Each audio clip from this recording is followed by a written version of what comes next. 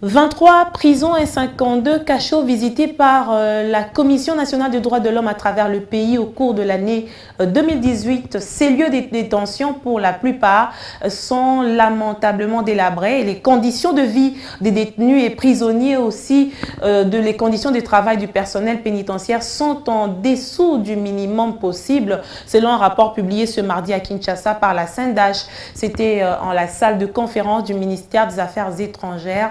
Je vous propose le compte-rendu avec Constantin Tamboué.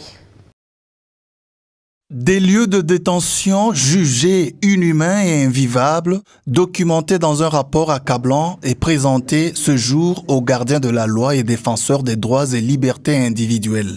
Le document de plusieurs pages dénonce le non-respect du droit à la vie des détenus et prisonniers qui passent nuit à même le sol, sans nourriture conséquente et soins de santé appropriés, logés dans des cellules qui laissent à désirer. La modicité du budget alloué aux services pénitentiaires avec comme conséquence la sous-alimentation et la malnutrition des prisonniers et détenus.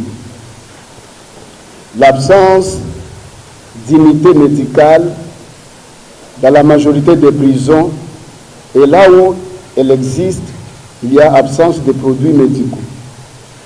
Au total, 23 prisons et 52 cachots visités à travers la République, tous ou presque datent de l'époque coloniale, avec un personnel de services non mécanisé ou sous-payé et dépourvu des moyens de fonctionnement à la hauteur de leurs responsabilités.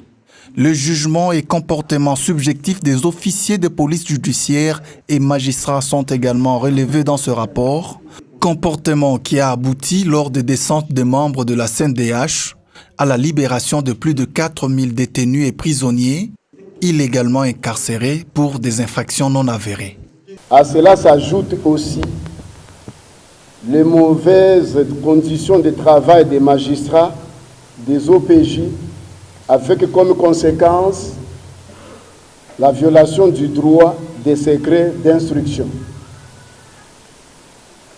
Les mauvaises conditions de travail de la majorité du personnel pénitentiaire. Ce rapport sera présenté aux animateurs des institutions publiques compétentes, principalement les députés à l'Assemblée nationale, dans un débat, assorti des recommandations qui vont orienter et requalifier la politique du gouvernement en matière carcérale.